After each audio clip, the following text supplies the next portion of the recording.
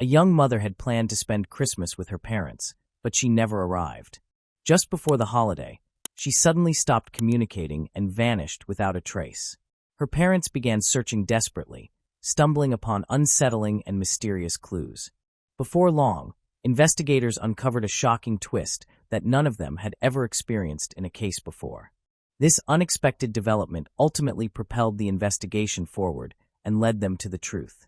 Melissa Wolfenbarger was born on September 9, 1977, in the small town of Locust Grove, Georgia.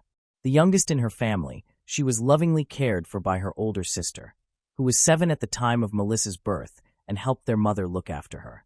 Over the years, the two sisters grew inseparable. During high school, Melissa met a young man named Christopher, and shortly after graduation, the two were married. The couple settled in a quiet suburb of Atlanta, where Christopher landed a job at a glass manufacturing plant. Not long after moving, Melissa got pregnant and they welcomed a daughter, followed by a son a little later. By 1998, 21-year-old Melissa was spending most of her time at home taking care of the kids, even though she was quite young. She was happy with her growing family. Melissa also tried to visit her parents and sister as often as she could, but with the distance and all her responsibilities, those visits were rare. They planned to spend Christmas with their family that year and a month before on Thanksgiving. Melissa called her mom to ask for a special gift. She wanted some old photo of her grandfather. Her mother sifted through the family albums, found the perfect photograph, and waited eagerly for Melissa and the children to arrive. But when Christmas came, Melissa never showed up. At first, her parents were surprised, especially since the visit had been planned for over a month. Still, they assumed she might have been overwhelmed with responsibilities.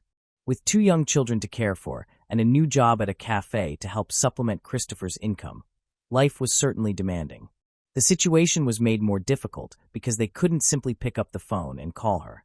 Melissa's home didn't have a landline, and cell phones weren't common at the time. She usually contacted them from her in-laws' house, but since her last call on Thanksgiving, they hadn't heard a word from her.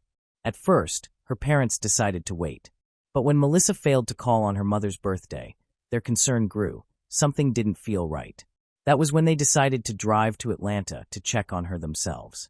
But what they found came as a shock. Melissa and Christopher's house was completely empty. After talking with neighbors, they learned the family had moved out shortly after Christmas, though no one seemed to know where they had gone. This left her parents even more bewildered. They couldn't imagine Melissa moving away without saying a word. Eventually, they contacted Christopher's parents, which finally led them to Christopher. Yet, his explanation only deepened the mystery. He claimed that Melissa had left him back in December and that he hadn't seen her since. According to him, she had chosen to head to California to start over, abandoning both him and their children. Melissa's parents found his story nearly impossible to believe. First of all, her parents couldn't believe Melissa would ever abandon her children, who were just 1 and 2 years old. And even if she had chosen to move, they were certain she would have called or visited at some point. But she never did. Still, Christopher stuck firmly to his story, and Melissa's parents couldn't get any further answers from him. They returned home uncertain about what to do next, but determined not to give up on finding their daughter. In the months that followed, they reached out to friends and relatives, searching for any trace of her, but it was as though Melissa had simply disappeared. Then, in the spring of 1999, Melissa's mother came across a news report about Atlanta police discovering a human head inside a bleach-soaked bag in a wooded area. A few days later, authorities uncovered 4 additional bags containing more body parts. What struck Melissa's mother most was that the site was located near Christopher's former workplace, raising her fear that the remains could belong to her daughter. However, police later confirmed the head was from a missing man tied to another cold case. By early 2000, Melissa's parents finally brought the matter to law enforcement, but their efforts led nowhere. Investigators interviewed Christopher and ultimately concluded that Melissa had chosen to abandon her family and start fresh somewhere else, which explained why she hadn't made contact. With that assumption, the case was left largely untouched. But Melissa's parents never accepted that explanation. As time went on, they grew increasingly certain that something terrible had happened to her, and they strongly suspected Christopher had a hand in it. Her parents were well aware that the couple's marriage was troubled. Christopher had physically abused Melissa on multiple occasions, prompting her to leave him and stay with her parents, bringing the children along. Yet each time, he would apologize and persuade her to return. This history only made his story more suspicious. If he had always fought to win her back before, why hadn't he done anything this time? He hadn't called her parents, hadn't gone to the police, and hadn't made the slightest effort to prevent her from leaving. Even stranger, according to Christopher, Melissa had left without taking a single thing with her. Not her clothes, not her jewelry, not even her identification. The entire situation seemed highly unusual. But with no support from the police, Melissa's parents felt powerless to act. For several years, there was still no trace of Melissa. But in 2003, everything took a shocking turn. Police had reopened a cold case from 1977 involving the murder of a woman that had remained unsolved for 26 years. After reviewing the evidence and conducting DNA testing, detectives finally identified the killer. It turned out to be Carl Patton, Melissa's own father. And that revelation was only the beginning. After his arrest, Carl struck a deal with investigators. He would confess to 3 additional murders in exchange for full immunity for his wife, who had played a role in the crimes. As part of the agreement, Melissa's mother also agreed to testify against her husband, and in return, she was eventually granted immunity. According to their confessions, in December 1977, a woman named Mary, who was close to Carl, offered him $15,000 to kill her husband. Her motive was twofold. He had been unfaithful, and she had also taken out a life insurance policy on him that she wanted to collect. Carl agreed and recruited a friend to help carry out the plan. But when they approached the man, he happened to be with his mistress, so they decided to kill her as well. They disposed of the woman's body by throwing it into a river and left the man's body inside his car on railroad tracks, hoping to stage it as an accident. About a month later, Carl told his wife that his partner had apparently boasted about the crime to his girlfriend, and now he planned to silence them too. Carl lured the couple to his house, killed them, and with his wife's help, disposed of their bodies by tossing them into a river. She also assisted him in cleaning up the crime scene and the van used to transport the bodies. Later, Carl admitted to a 5th killing that had taken place 5 years earlier. Once again, Mary had offered him money, this time to murder her first husband, and Carl had agreed. In the end, he was charged with 5 murders, and police quickly began to suspect him in Melissa's disappearance as well. But Carl insisted he would never hurt his daughter and denied any involvement in her case. After further investigation, detectives determined that he was likely telling the truth. At first, authorities had only linked him to 1 murder, but he voluntarily confessed to 4 more. Carl said he was filled with regret over his actions, and it was this remorse that pushed him to come clean. But that wasn't the end of it. Seizing the opportunity, Carl made a request. He asked to meet with the lead detective who had connected him to the murder case and told him, "You managed to catch me, so maybe you can find my daughter." The detective was struck by the irony of it all.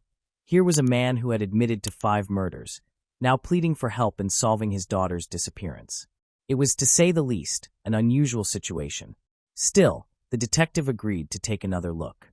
He began reviewing the sparse details surrounding Melissa's disappearance and quickly zeroed in on one thing: the bags of human remains discovered near Christopher's workplace 4 years earlier. Back then, police had assumed the remains were from a man, but the detective realized that assumption hadn't actually been supported by forensic evidence. It was just a hunch. Since the remains were badly decomposed, the detective ordered them to be re-examined and requested a DNA test, using Carl's DNA already on file for comparison. The results confirmed what he had suspected. The remains didn't belong to a man at all. They were Melissa's. With this discovery, police finally determined that Melissa had been dead for years, not simply missing, and her case was officially reclassified as a homicide.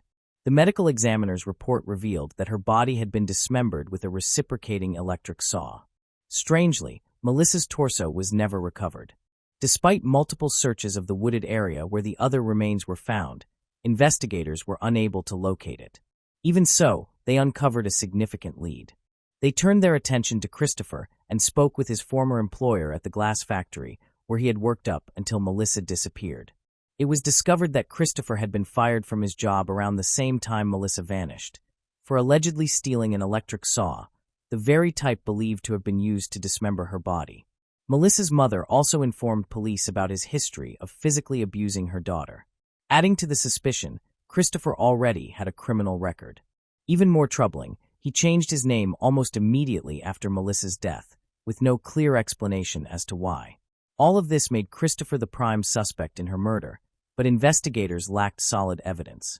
They questioned him multiple times, yet he clung to his original story, though his details often shifted. At one point, he claimed Melissa had run off with a lover. Later, he insisted she had been planning to sell fake IDs, which explained her silence. Investigators also uncovered another telling detail. Shortly after moving out of their home, Christopher left his children in the care of his parents and played little part in their upbringing. Though he visited occasionally, the kids hardly even recognized him as their father. Still, none of this helped police get closer to an arrest. They needed hard evidence to move forward. They obtained a warrant to search the house where Melissa had been living at the time of her disappearance. Since the killer had used an electric saw, detectives suspected the murder had most likely occurred there, and they hoped to uncover blood traces or other forensic evidence. Specialists combed through the house carefully, collecting samples from the floors and other surfaces in search of clues. Sadly, the analysis turned up nothing. Forensic technology at the time wasn't nearly as advanced as it is today, leaving detectives with no option but to store the collected samples in the evidence warehouse, hoping they might prove useful in the future. Investigators made several more attempts to uncover new leads and pressure Christopher into revealing something, but each effort ended in frustration. The case eventually went cold once more, remaining unsolved for many years. During that time, Melissa's father was convicted and sentenced to 5 life terms plus an additional 20 years. It's also worth noting that Mary, the woman who had paid him for 2 of the murders, had died in the late 1980s and never faced justice for her role. Meanwhile, Melissa's mother and older sister continued pushing to keep the investigation alive on their own. They worked tirelessly to keep the case in the public eye and maintained regular contact with investigators, but despite their persistence, no real progress was made. This went on until 2017, though Melissa's mother never lost hope of one day finding justice for her daughter. That year, she chose to attend an event where true crime enthusiasts gathered to discuss cold cases and search for potential new leads. Among the attendees was crime analyst Cheryl McCullum. Melissa's mother approached her and asked for help, sharing the story of her daughter's disappearance. Then she added something that immediately stunned Cheryl. "My husband committed 5 murders, and I helped him." The revelation intrigued Cheryl deeply, and after the event, she decided to investigate the case in detail. She spoke extensively with Melissa's family and even maintained contact with her father, who was serving his prison sentence. What struck Cheryl most was how a man responsible for 5 murders seemed more preoccupied with the fact that his daughter's killer might never be brought to justice. Over the next few years, Cheryl gathered every piece of information she could about the case and eventually reached a clear conclusion. The most likely suspect was Melissa's husband, Christopher. While no direct evidence linked him to the crime, the mountain of circumstantial evidence was hard to ignore. He had a documented history of abusing Melissa, showed no concern for her disappearance, and carried on with his life as though nothing had happened. But the most damning detail was that, just before Melissa's death, Christopher had been accused by his employer of stealing the very type of saw used to dismember her body. No one in Melissa's family doubted Christopher's guilt, not even her children. By the time Cheryl began investigating, they were grown and actively tried to help her uncover the truth. Cheryl also sought input from well-known figures in the true crime world, including journalist Nancy Grace and several law enforcement experts. After reviewing all the evidence she had compiled, they unanimously agreed. Christopher was the most likely culprit. Still, without a single piece of definitive proof, the case remained frozen. It was then that Nancy Grace suggested Cheryl launch her own podcast to bring wider attention to the case. Public exposure, she explained, often plays a critical role in cold cases. It can inspire new witnesses to come forward, people who may not realize the importance of what they know, and potentially shift the entire direction of the investigation. Cheryl eventually went ahead with the idea, launching her podcast in 2023 and dedicating the very first episode to Melissa's case. Since then, she has released numerous episodes featuring Melissa's mother and other family members, sharing everything she had uncovered over the years. Still, despite her persistence, the case showed no signs of progress.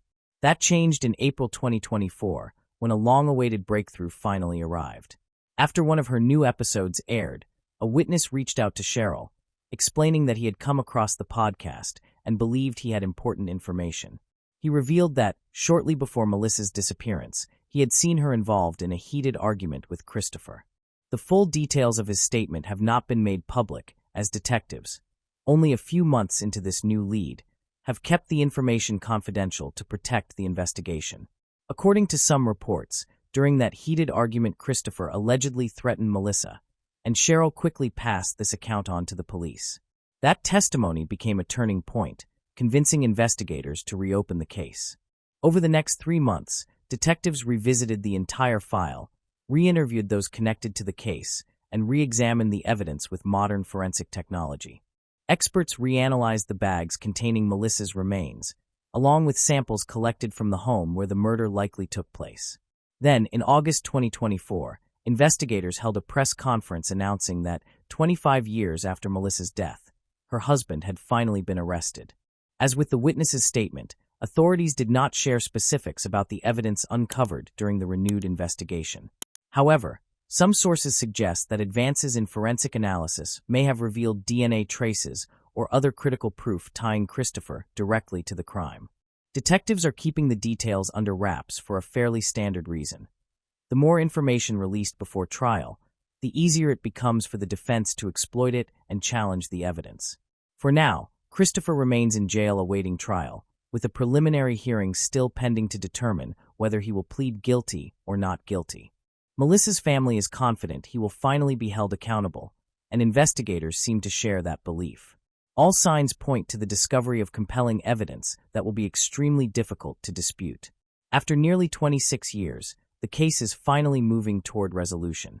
Melissa's story has now spread nationwide, capturing attention not only because of its tragic nature, but also because of the extraordinary twists and turns that brought it here.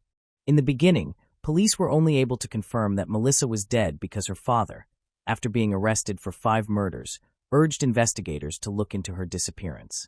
Years later, the podcast became a key factor in drawing out a witness, whose testimony reopened the investigation and ultimately led to Christopher's arrest. Melissa's children also believe their father is guilty and are holding on to the hope that justice will soon be served. Beyond a conviction, however, they long to know the complete truth and Christopher's motives.